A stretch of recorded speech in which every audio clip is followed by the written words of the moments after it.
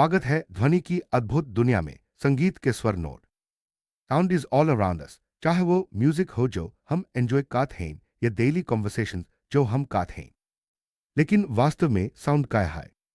भौतिकी में ध्वनि को फॉर्म ऑफ एनर्जी माना जाता है जो ह्यूमन ईयर्स में हियरिंग का सेंसेशन क्रिएट करती है।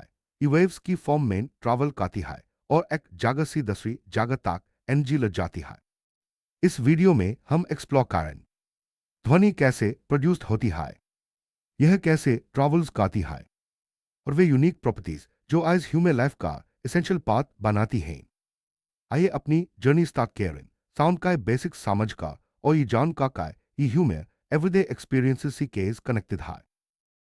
साउंड वेव्स डिस्टर्बेंसेस होती हैं जो किसी मीडियम जैसे एयर, वाटर या सॉलिड में मूव करती हैं। ये वेव सॉर्स से एनर्जी कैरी करके हमारे ईयर्स तक पहुंच जाती हैं, जिससे हम अलग अलग नॉइजेस, म्यूजिक और स्पीच परसीव कर पाते हैं।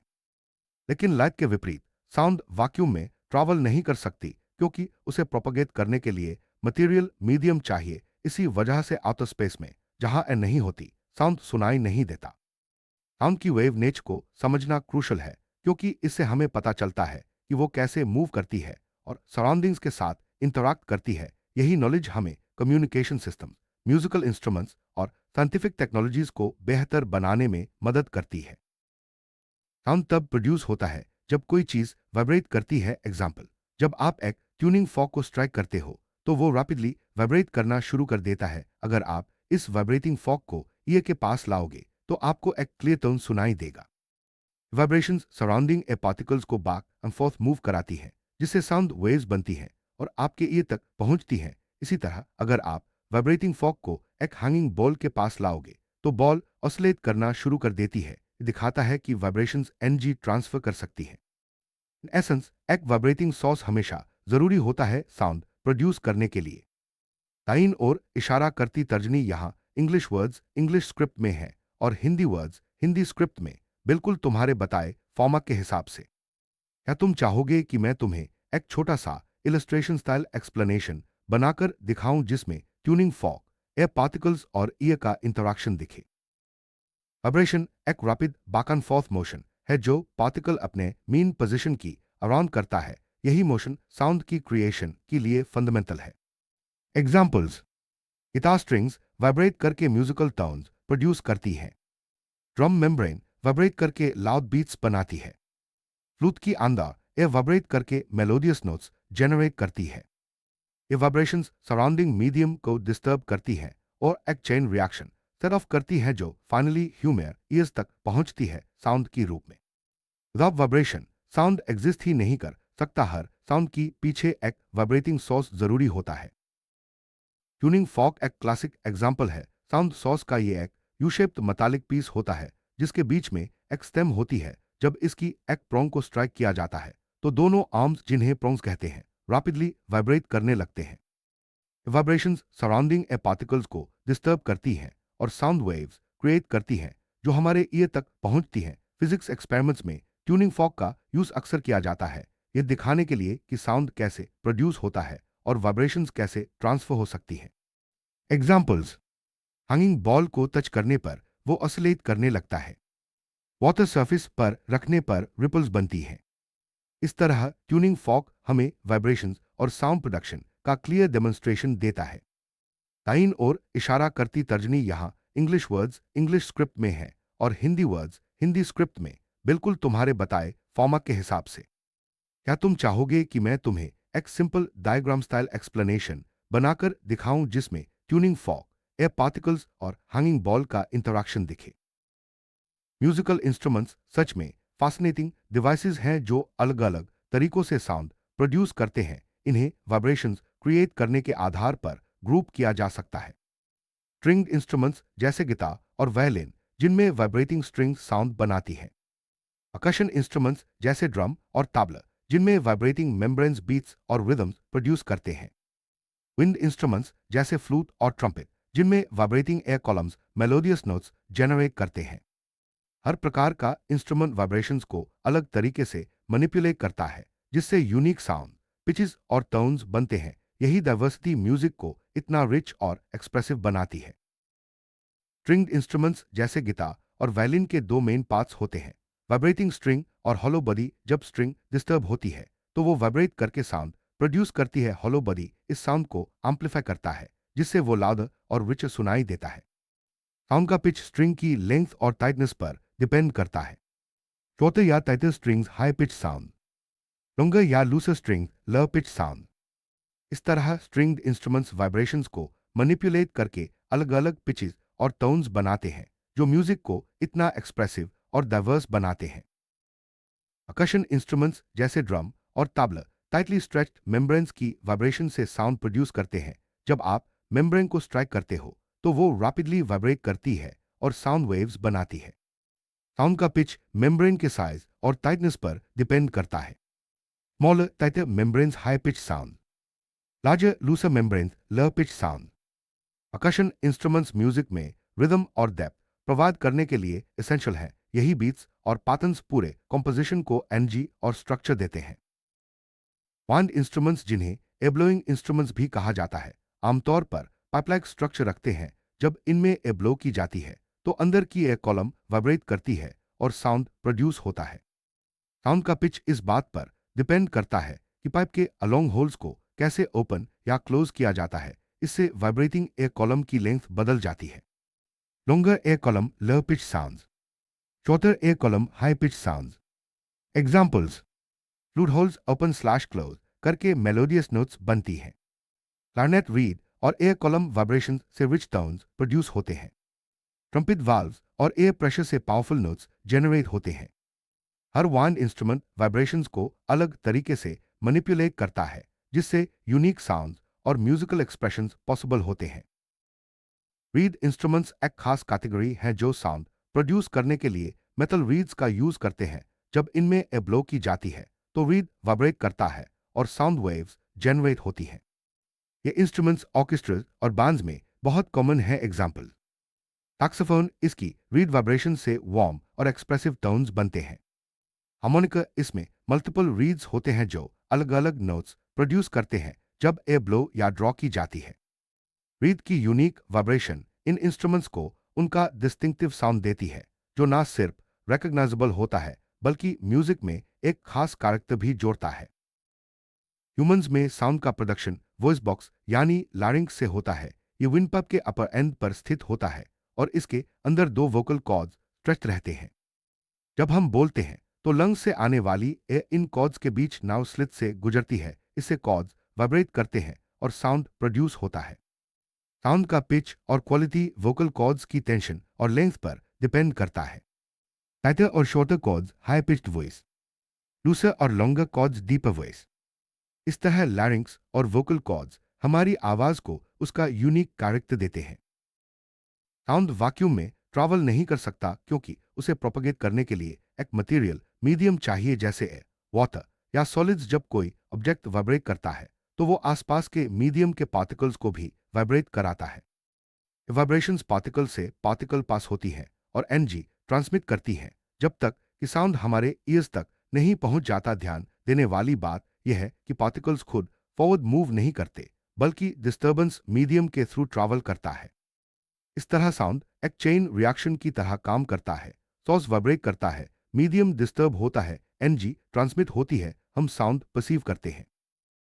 क्लासिक एक्सपेरिमेंट, एक एतत ग्लास बेल जा मेन एक इलेक्ट्रिक बेल सस्पेंड किया जाता है। जब जार ऐसे भरा होता है और बेल रिंग करती है तो साउंड क्लियरली सुनाई देता है। लेकिन जैसे जैसे एयर ग्रेजुअली रिमूव की जाती है, साउंड फेंट होता जाता है और आखिर में पूरी तरह डिसअपीयर हो जाता है। ये प्रूव करता है कि साउंड वैक्यूम में ट्रैवल नहीं कर सकता और उसे प्रोपगेट करने के लिए एक मीडियम जरूरी है।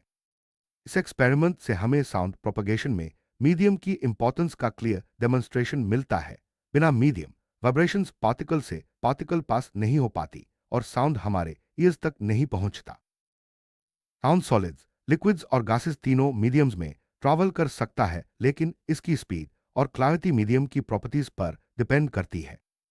सॉलिड्स पार्टिकल्स क्लोजली पैक्ड होते हैं, इसलिए साउंड फास्टेस्ट ट्रैवल करता है।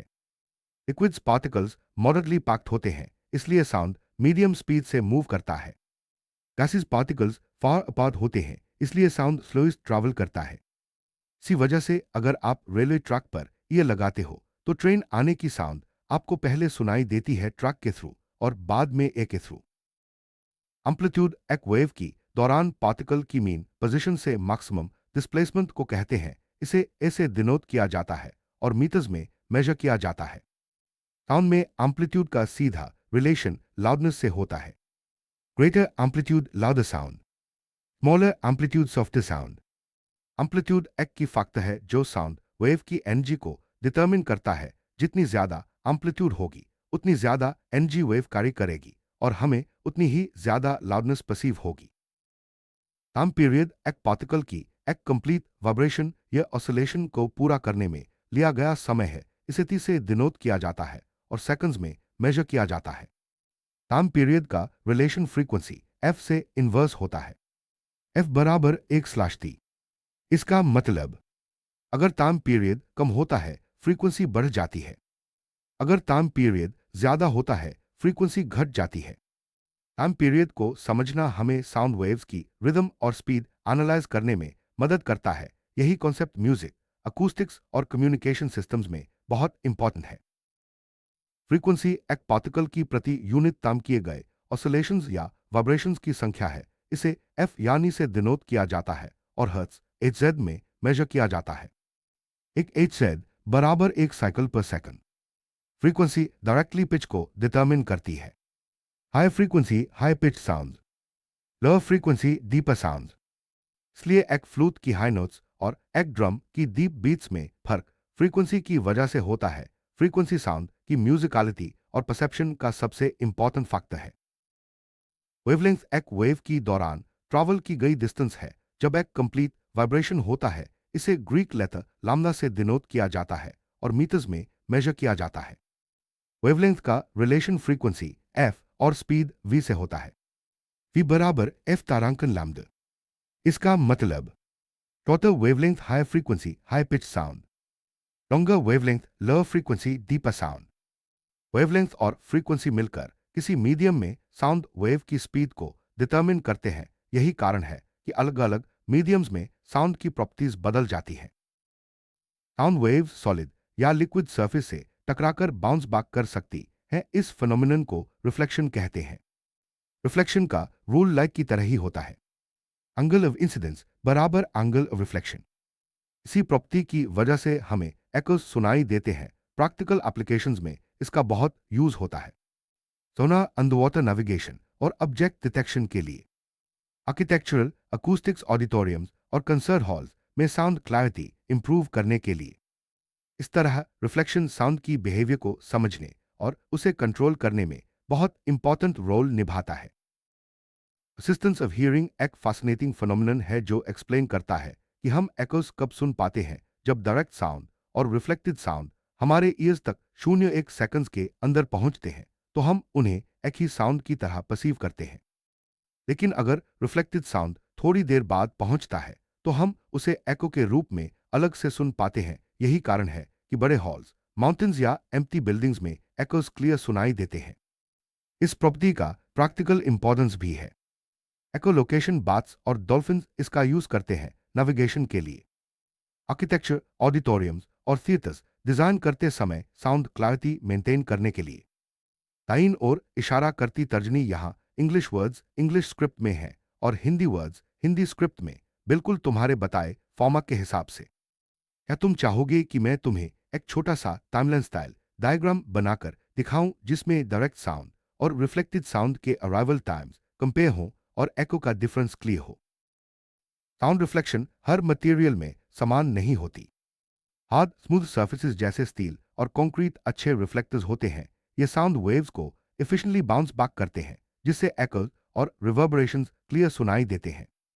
सॉफ्ट फ्लफी लाइट मटेरियल्स जैसे क्लोथ्स, पेपर और कर्टन साउंड को अब्सॉर्ब कर लेते हैं। ये बाद रिफ्लेक्टर्स होते हैं और एकोज मिनिमाइज करते हैं। इसी वजह से रिकॉर्डिंग स्टूडियोज में सॉफ्ट मटेरियल्स का यूज किया जाता है ताकि एकोज कम हो और ऑडियो क्लियर रिकॉर्ड हो सके।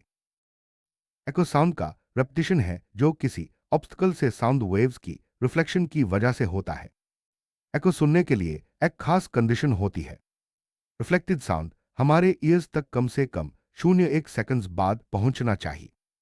Speed of sound approximately 330 m/s होने पर मिनिमम डिस्टेंस अप्रोक्सीमेटली 16 पार मीटर्स चाहिए ताकि एको क्लियरली सुनाई दे। अगर कई बार रिफ्लेक्शन होता है तो हमें मल्टीपल एकोस सुनाई देते हैं जिन्हें रिवर्बरेशंस कहते हैं। ये बड़े हॉल्स, एम्प्टी रूम्स या माउंटेन्स में बहुत कॉमन है। इस तरह एकोस और रिवर्बरेशन साउंड की रिफ्लेक्शन प्रॉपर्टीज को प्रैक्टिकली डेमोन्स्ट्रेट करते हैं और कई एप्लीकेशन जैसे सोना अकूस्टिक्स डिजाइन में यूज होते हैं। ऑसिलेटरी मोशन किसी वाइब्रेटिंग ऑब्जेक्ट की टू एंड फ्रो मोशन को कहते हैं। यही मोशन साउंड प्रोडक्शन की फाउंडेशन है। हर ऑसिलेशन एक कंप्लीट साइकिल ऑफ मूवमेंट को रिप्रेजेंट करता है। एक ऑसिलेशन को पूरा करने में लिया गया समय ही उसका टाइम पीरियड टी होता है। ऑसिलेटरी मोशन कई जगह ऑब्जर्व किया जा सकता है। म्यूजिकल इंस्ट्रूमेंट्स जैसे गिटार स्ट्रिंग्स या तबला मेम्ब्रेन्स वाइब्रेट करते हैं। Pendulums regular to and fro motion दिखाते हैं। वोकल कॉर्ड्स जब हम बोलते हैं तो ये ऑसिलेट करके साउंड प्रोड्यूस करते हैं।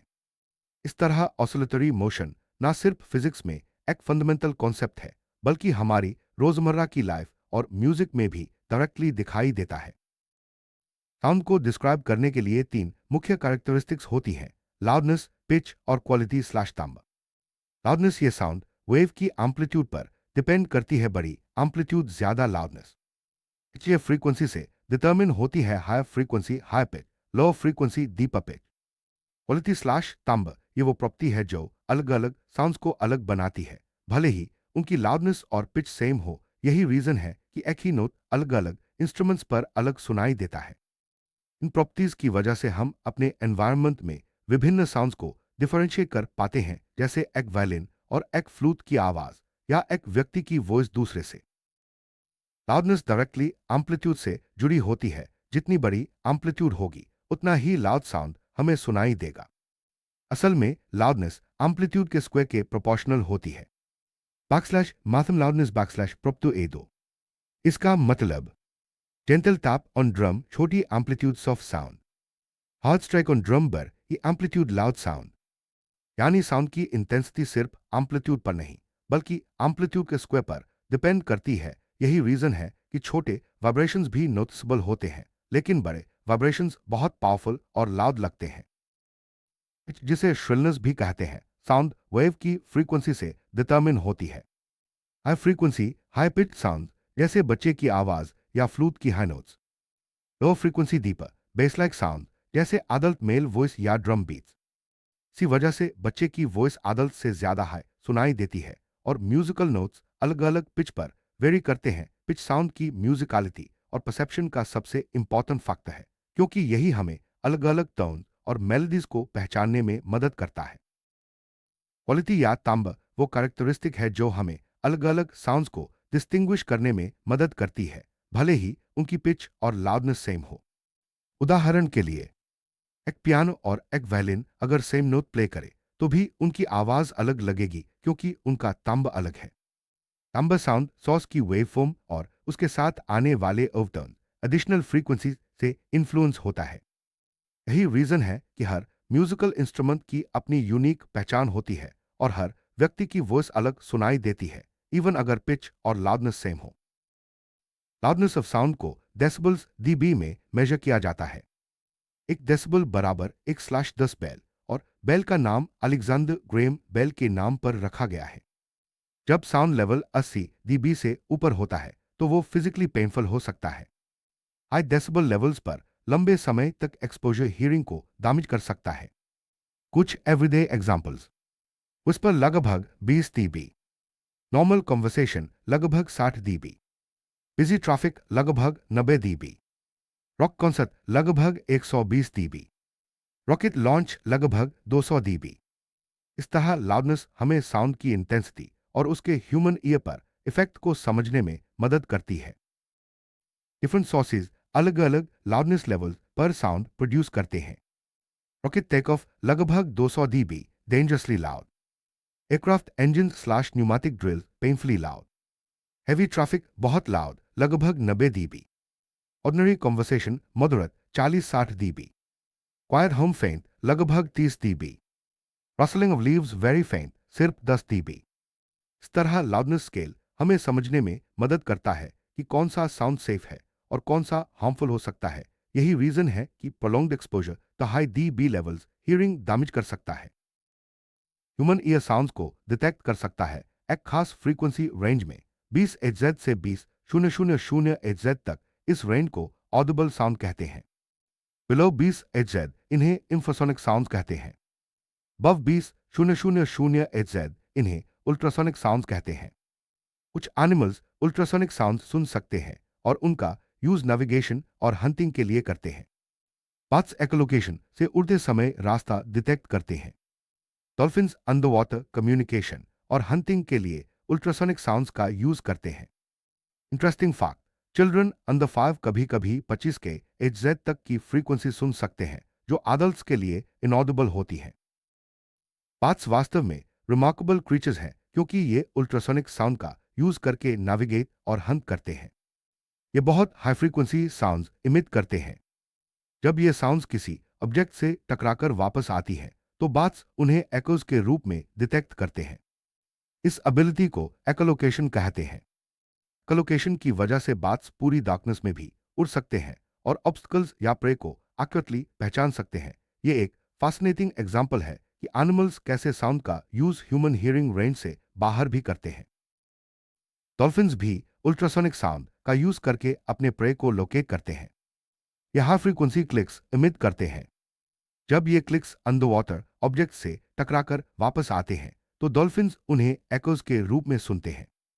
एकोज की मदद से डॉल्फिन्स ऑब्जेक्ट की लोकेशन, साइज और शेप तक डिटरमिन कर सकते हैं। ये सोफिस्टिकेटेड यूज ऑफ साउंड उनकी सर्वाइवल और कम्युनिकेशन के लिए ओशन में बेहद जरूरी है। डॉल्फिन्स की एकोलोकेशन सिस्टम इतनी एडवांस्ड है कि ये उन्हें मर्की वाटर्स और कंप्लीट डार्कनेस में भी नेविगेट करने में मदद करती है। Speed of sound her medium में अलग होती है क्योंकि पार्टिकल्स की पैकिंग अलग होती है। सॉलिड सबसे फास्ट जैसे आयन में अप्रोक्सीमेटली 5000 m/s। लिक्विड स्लो जैसे वाटर में अप्रोक्सीमेटली 1500 m/s। गासेस सबसे स्लो जैसे एयर में अप्रोक्सीमेटली 330 m/s।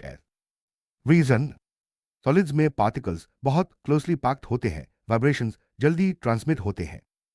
लिक्विड्स में पार्टिकल्स थोड़े लूजली पैक्ड होते हैं, वाइब्रेशंस स्लो होते हैं। गैसेस में पार्टिकल्स बहुत दूर दूर होते हैं, वाइब्रेशन सबसे स्लो ट्रांसमिट होते हैं। यही कारण है कि साउंड अंडर वाटर और सॉलिड ऑब्जेक्ट्स में एक की तुलना में बहुत तेज ट्रैवल करता है। डिस्टेंस ट्रैवल्ड बाय साउंड को कैलकुलेट करने के लिए एक सिंपल फॉर्मूला यूज होता है। \mathम डिस्टेंस माथम स्पीड टाइम्स \mathम टाइम। ये रिलेशनशिप कई रियल वर्ल्ड एप्लीकेशंस में बहुत यूजफुल है। सोना ओशन की डेप्थ मेजर करने के लिए शिप साउंड वेव्स इमिट करता है और उनके वापस आने का टाइम मेजर करके डेप्थ कैलकुलेट करता है। थंडरस्टॉर्म, लाइटनिंग और थंडर के बीच सेकंड्स काउंट करके स्टॉर्म की डिस्टेंस पता की जा सकती है। एग्जांपल, अगर थंडर 5 सेकंड्स बाद सुनाई दे तो स्टॉर्म लगभग 330 बैकस्लैश टाइम 5 बराबर 1650 बैकस्लैश माथमेम दूर है।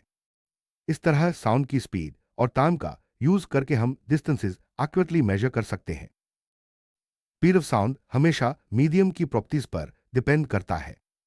टेम्परेचर सबसे की फैक्टर है। जैसे जैसे टेम्परेचर बढ़ता है पार्टिकल्स ज्यादा फास्ट मूव करते हैं और वाइब्रेशंस जल्दी ट्रांसमिट होते हैं, इसलिए स्पीड ऑफ साउंड भी बढ़ जाती है। डेंसिटी अगर मीडियम बहुत डेंस है तो पार्टिकल्स ज्यादा क्लोजली पैक्ड होते हैं, इससे वाइब्रेशंस जल्दी पास होते हैं। इलास्टिसिटी जितना ज्यादा इलास्टिक मीडियम होगा उतना ही एफिशिएंटली वाइब्रेशंस ट्रांसमिट होंगे। इसलिए एयर में साउंड की स्पीड गर्म दिन पर ज्यादा होती है और ठंडे दिन पर कम। यही प्रिंसिपल लिक्विड्स और सॉलिड्स पर भी लागू होता है, जहां पार्टिकल अरेंजमेंट और बॉन्डिंग साउंड ट्रांसमिशन को डायरेक्टली इन्फ्लुएंस करते हैं। सॉलिड्स में साउंड सबसे तेज ट्रैवल करता है क्योंकि पार्टिकल्स बहुत टाइटली पैक्ड होते हैं। एग्जाम्पल, आयन या स्टील में speed of sound approximately 5000 m/s होती है। यही रीजन है कि अगर आप रेलवे ट्रैक पर कान लगाए तो आपको ट्रेन की आवाज रेल्स के जरिए पहले सुनाई देगी और हवा के जरिए बाद में। ये फिनोमिनन पार्टिकल अरेंजमेंट की वजह से होता है। सॉलिड्स में वाइब्रेशंस जल्दी ट्रांसमिट होते हैं जबकि गैसेस में पार्टिकल्स दूर दूर होने की वजह से ट्रांसमिशन स्लो होता है।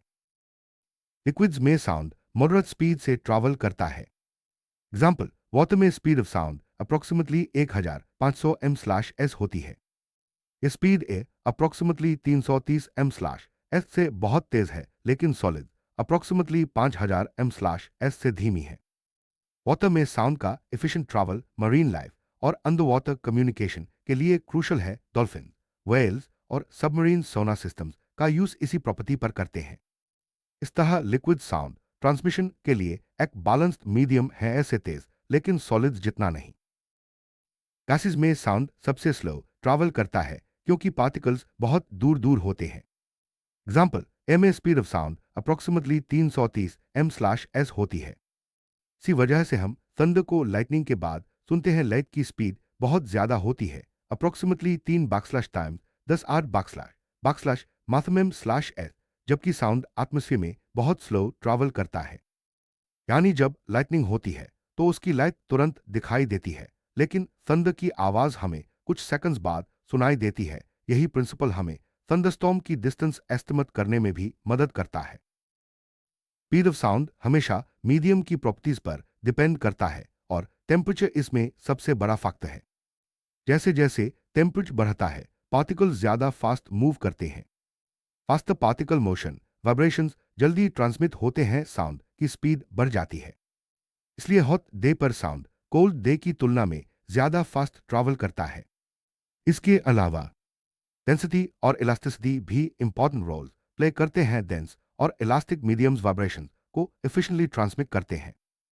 यही प्रिंसिपल मीटियोरोलॉजी और अकूस्टिक्स जैसे फील्ड्स में बहुत यूजफुल है, वेदर प्रिडिक्शन और साउंड डिजाइन दोनों में। हमने साउंड की पूरी जर्नी एक्सप्लोर की है, उसके प्रोडक्शन से लेकर वाइब्रेशंस तक और फिर अलग अलग मीडियम में ट्रैवल करने तक। हमने देखा कि साउंड वेव्स कैसे रिफ्लेक्ट होती हैं, लाउडनेस और पिच को हम कैसे परसीव करते हैं। एनिमल्स जैसे बाथ्स और डॉल्फिन साउंड का यूज यूनिक तरीकों से करते हैं, और कैसे टेम्परेचर, मीडियम प्रॉपर्टीज और पार्टिकल अरेंजमेंट साउंड की स्पीड को इन्फ्लुएंस करते हैं। ये सारी बातें हमें सिर्फ म्यूजिक और कम्युनिकेशन की अप्रिशिएशन ही नहीं देती, बल्कि एवरीडे लाइफ में हिडन साइंस को भी रिवील करती हैं। साउंड हमें दिखाता है कि नेचर कितनी फाइनली ट्यून्ड है और कैसे वाइब्रेशंस हमारी दुनिया को कनेक्ट करते हैं। साउंड टेक्नोलॉजी में बेहद क्रूशल रोल प्ले करता है। Medical ultrasound imaging doctors ultrasonic waves का यूज करके इंटरनल ऑर्गन और टिश्यूज की डिटेल्ड इमेजेस बनाते हैं। सोनार इन सबमरीन अंडर वाटर नेविगेशन और ऑब्जेक्ट डिटेक्शन के लिए साउंड वेव्स का यूज करते हैं।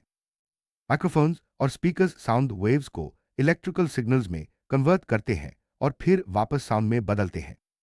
मोबाइल फोन्स कम्युनिकेशन के लिए यही प्रिंसिपल यूज करते हैं, वॉइस को इलेक्ट्रिकल सिग्नल और फिर डिजिटल ट्रांसमिशन में बदलना।